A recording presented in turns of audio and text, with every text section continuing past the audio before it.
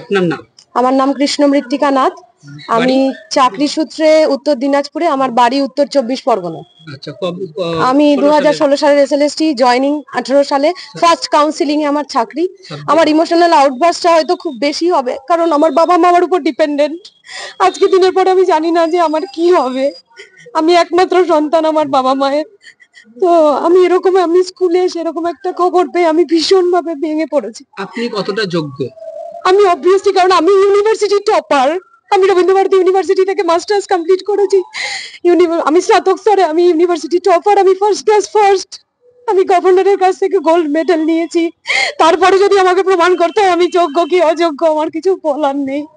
এত বড় মানসিক একটা কাজ, এত বড় অপমান সামাজিক, কিভাবে মেনে নিয়ে গিয়ে চলবো জানি না। আমি মানসিকভাবে ভীষণ ভাবে ভেঙে পড়েছি।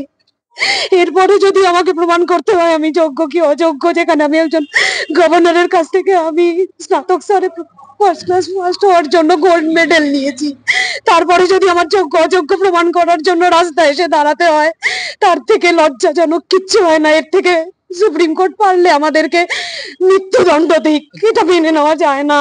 গাফিলতিটা কোথায় বলে মনে হয়? আর কি বলবো, সবটাই আপনারা জানেন, কেন এই প্রশ্ন করছেন? আর কিছু বলবার আছে? কারা বেছে দিতে পারে যে কে যোগ্য কে অযোগ্য? সেটা তো একমাত্র পারে রাজ্য সরকার এবং এসএসসি।